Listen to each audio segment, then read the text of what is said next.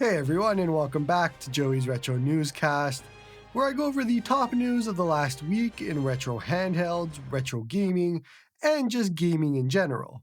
Except today it's going to be the last 2 weeks, since we didn't have a newscast last week, so we have a lot to catch up on. Let's get started. Popular games preservation website Vimm's Lair had to remove over 3,000 games due to Nintendo, Sega, Lego, and the ESA. Let's see how much we can talk about this without getting in trouble. Now, the first thing you might be thinking is, where do I get my ROMs? And I think that's the wrong way to look at it. The right way to look at this isn't good for preservation of video games, because attacking Vimm's Lair, which is kind of one of the best options available to you for games preservation, they didn't do a lot of ads or really any ads or sponsors or anything like that. It was mostly you just click a button and you have your game. And that is exactly what you want out of a preservation website. And as long as things like Internet Archive exist and other websites exist, you can't really delete these files off the web, but it doesn't help to attack websites like this that are just doing games preservation. And it shouldn't even have been on Nintendo's radar. They don't do Switch games. It's all older retro games, things that you can't even buy anymore for the most part. So it's a bit of a weird decision that these 4 companies came after Vimm for this. So can we speculate on this a little bit? And my thought is, you wouldn't do this if you didn't have something in the works that might be retro emulation focused. And Switch 2 is coming, obviously, but that doesn't speak to what Sega or Lego or the ESA are doing. I could speculate that Nintendo might have something retro focused for the Switch 2, but again, that doesn't solve the problem for the other one. So I don't know why they would do this. It doesn't make sense at all to go after them at this point. And I mean, Nintendo's been doing it for years, but there is no reason. I mean, if you don't like that we are doing this, or you don't like games preservation, then find a way to resell those games, and all of them, not just handpicked 3 games a month, because that doesn't help anybody. I hope this is a one-off. I just don't like it, but I don't think it's going to be a one-off. We'll see more. Emulation Station for Android is now on the Samsung Galaxy App Store. So you have the option of buying it from Patreon and doing it that way, or just buy it from the Samsung Galaxy App Store. Personally, even though I have it through Patreon, I'm waiting for a Google Play Store version. And I know the developer said that it wasn't going to be possible because of reasons, but really hoping that changes, and maybe it will. Who knows? Vita 3K has a new update out for Android, and it is beautiful for 2 different reasons.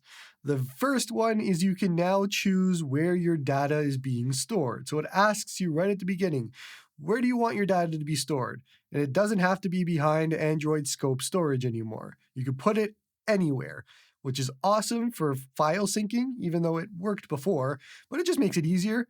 But it's also awesome because you're installing your games to the emulator, so it used to take up a lot of space. You can now just throw it on your SD card and you're good. So great change there. And the second change is that it now removes the bottom black bar that used to show up if you were using an Odin 2, for example. You'd see a bottom black bar if you were using the 3-button navigation, and it was super annoying that you had to do a whole workaround to get rid of it. It's no longer there. I can attest to it. So Vita 3K is now in a much better spot. And there's a whole bunch more other fixes and things like that, but those are the 2 that stood out to me. Jumping into device news now, and we have one of 2 Powkiddy devices, because they can't let AmberNet get away with a device-a-month release cadence. So we have an RGB 10 successor coming, apparently. And let me see if you can guess what the internals of this is going to be. I'll give you 3 seconds. If you guessed RK3566 and a 3.5-inch screen with an 4:3 aspect ratio, then congratulations, you've been following this hobby for more than 6 minutes. There's a single front-firing speaker and a single analog stick. This is a very weird design for an RK3566, but they can do whatever they want, I guess. I have no idea what the audience is for this device, but you do you, Powkiddy. I don't know anything more. We'll probably find out some more at some point this year, and I look forward to this being the best handheld of 2024. The other Powkiddy shown is the V10, and this, before you look at the video, looks like an RG280V, and I think that's what a lot of us expected, myself included, and I was super excited, and then I saw the video. It is apparently much bigger than we expected. It is not a 280V. It is a 280V if it started eating a bunch of Big Macs. Speculation here, you can probably guess, is that it's an RK3566 with a 3.5-inch screen and a 4:3 aspect ratio. I'll be honest, I was interested until I saw the video, and now I'm kind of not. It's a little too big for what I want. I don't know why we can't just get an RG280V again. Somebody, just do it. Ambernick, Powkiddy, I don't care. Just somebody do it. Start and select are in weird spots, and the back are actual triggers like you see on the RGB 20SX and other models. So it's a bit of a weird decision to make it bulkier, but it exists. I know nothing more, but you do you, Powkiddy. Zotac is entering the handheld market with the Zotac Zone, and this is basically going to be a bigger Steam Deck, but it runs Windows. That means it has an OLED screen, it has adjustable triggers like the Xbox Elite gamepads have, which I don't have one of those, so I'm not sure what that means.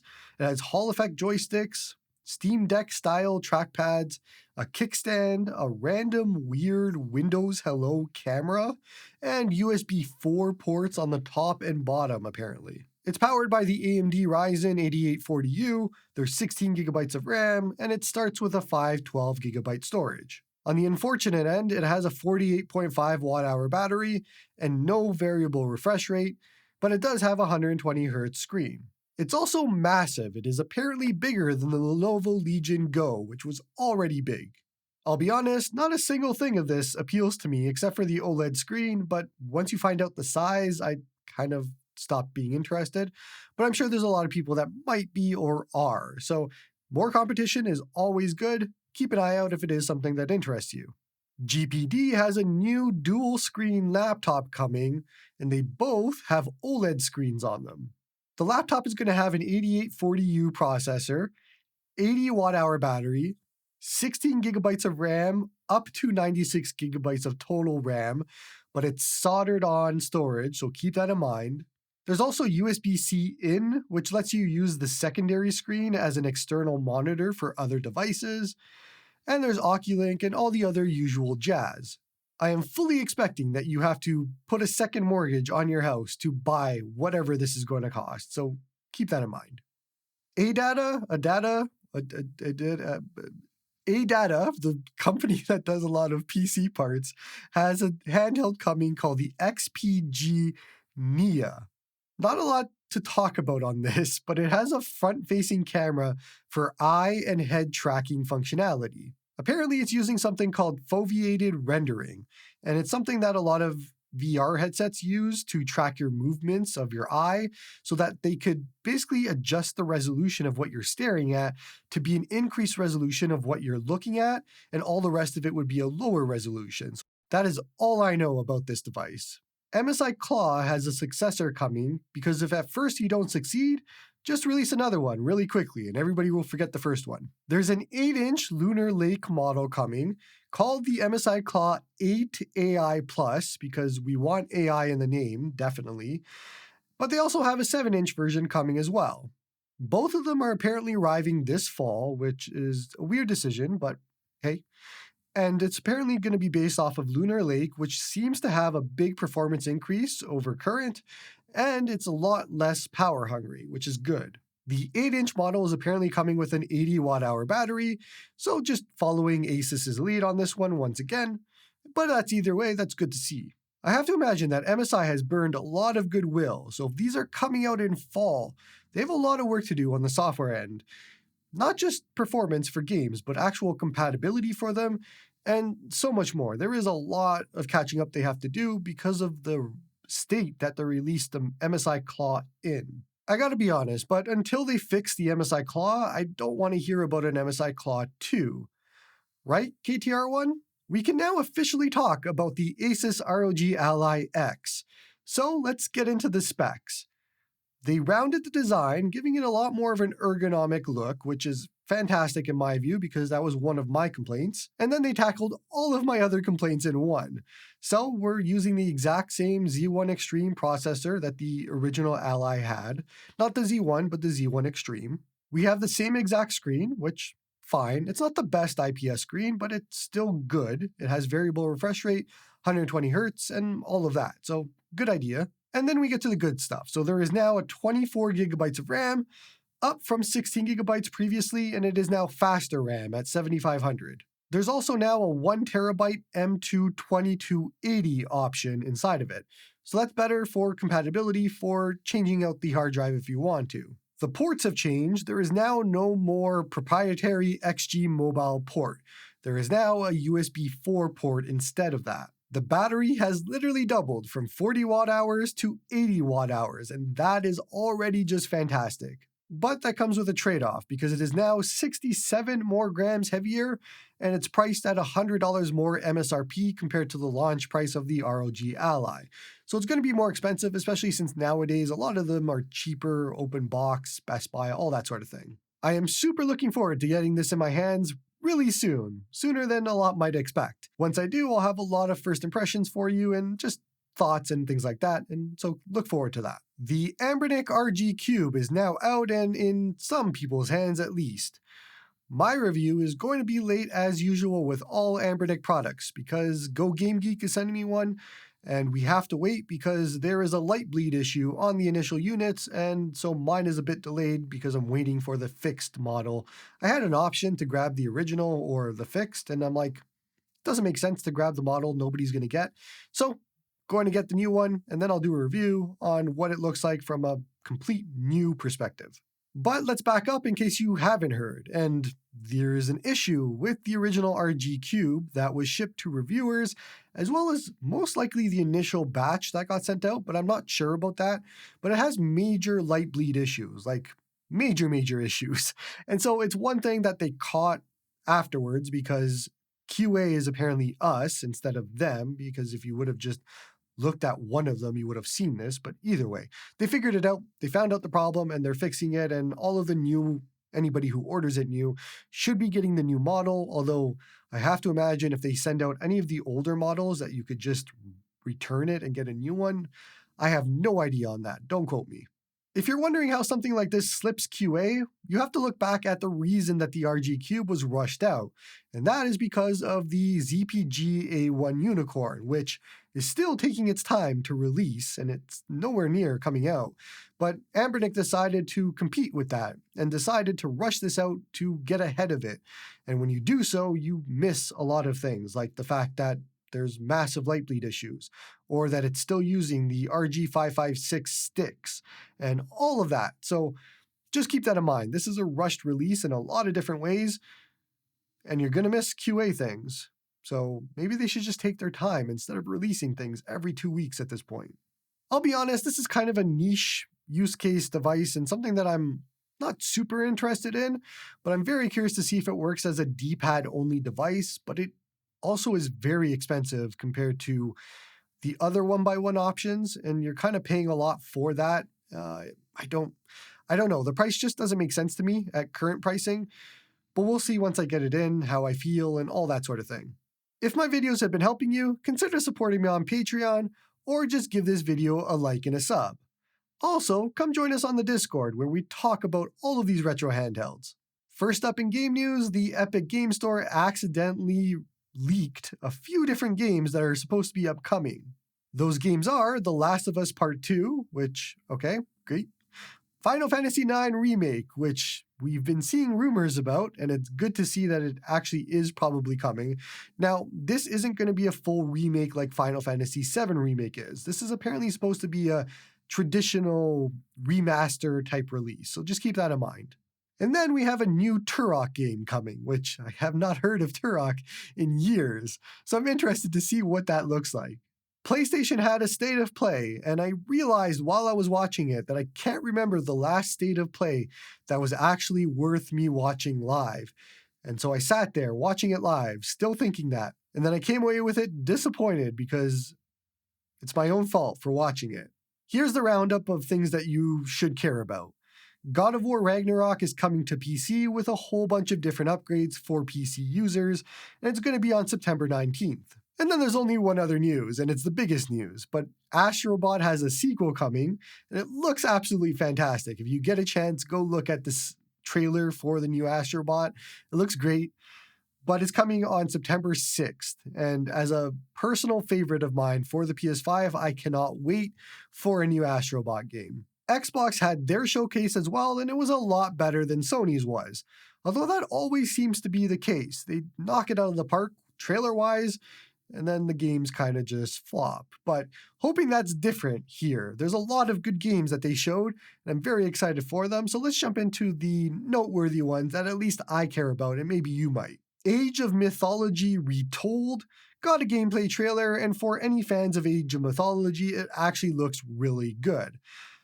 I can't wait. It releases on September 4th, so it's not too far away.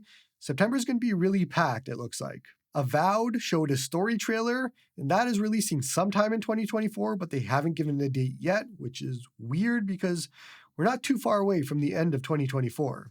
Call of Duty Black Ops 6 will be on Game Pass, as we found out a few weeks back, but they showed a story trailer for the campaign and all of that sort of thing, and it just looks like Call of Duty, which is good. One of the highlights of the show, Doom: The Dark Ages, is coming in 2025, so still a long way to go, but this looks fantastic. I loved the other Doom games that were just remade, or whatever you want to call it, the new series, and so this is more of that style, and it looks great. I can't wait for another Doom game. They're so much fun. There was a story trailer for Fable, and it's coming in 2025, so I just saved you a click.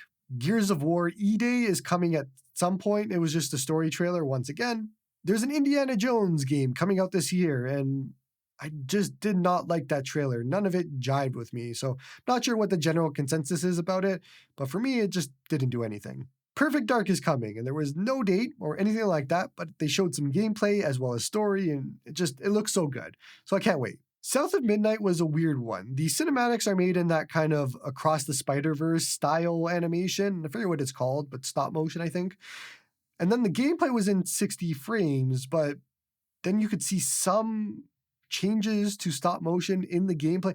It was a very weird thing. The whole design and art style and all of that just didn't jive with me. It looked a little off, and I'm not sure what it's going to be like actually playing it, because the rest of it looks cool, the story and the characters and all of that, but for some reason the art style and design just didn't jive with me. State of Decay 3 is coming, and it's not a Joey game, so let's move on. And now we have some Joey games, and first up is Assassin's Creed Shadows, which is apparently coming November 15th, and it was in this, even though it's not an Xbox game, but they showed off a little bit more of the gameplay and story and all of that, and that game just still looks great. I love Assassin's Creed games. They're kind of a guilty pleasure for me. But the entire star of the entire show wasn't even an Xbox game, and it is called Expedition 33, and it is a turn-based RPG game. The art style looks fantastic. The battling looks fantastic. The music sounds great. The whole thing was just, I was watching it and I'm like, I need that right now. I just want to play that. That is how good it looks. So if there's one game that you want to look at from this entire showcase, look at the Expedition 33 trailer because it is really good. Worst trailer of the year goes to Dragon Age Veilguard. I think I'm saying that right. It looked like if you were in Fortnite and you wanted to make a trailer and you were trying to make it funny, and that's exactly what it was. For some reason, they were going after that hero shooter, PvP, what is boomer shooter, Fortnite, whatever art style you want to consider to be all of that, and they made a trailer out of it for Dragon Age, which is previously not any of that for tone or style or anything like that. Then, to do damage control, they released a video showing gameplay a day later. So we got an idea of what it looks like from a gameplay perspective. And it doesn't look anything like the originals of Dragon Age. It looks very different. It is now a hack and slash. And I am not the biggest Dragon Age fan by any stretch of the imagination, but I do remember it being a little bit more strategy-based and a little bit more, I don't even know how to put it, but like it wasn't hack and slash from what I can remember, and this is very much just spam buttons from what I could see. Another favorite of mine, Life is Strange, has a new game coming, and it is actually following the original story of Max Caulfield. So we're continuing on with a fantastic game, which Life is Strange is so good, and we're continuing on with the same character, which is great. What is not great is they are doing the scummy thing of Ultimate Edition users can play the game 2 weeks early compared to when it releases on October 29th for normal people. So if you want to pay extra and play 2 weeks early, you can. And then everybody else has to avoid spoilers and all that sort of thing because they're releasing a story game 2 weeks early. That is annoying. Metal Gear Solid Snake Eater is coming with a whole bunch of upgrades and additions and all of that. I didn't see a date, but it looked pretty cool from the trailer. And lastly, my personal favorite news, World of Warcraft: The War Within, the new expansion, is coming on August 26th, so it's not too far away. If you're looking to find me on August 26th, you'll know where I'll be. There was more announcements, things that I didn't really care about too much, but it was an overall really good show for Xbox, just hoping that the games actually match the expectations of what we saw. By the way, did I miss a topic that you want to hear discussed? Top comment with the words newscast topic will be featured on next week's show. That's all from me, Gothenburg.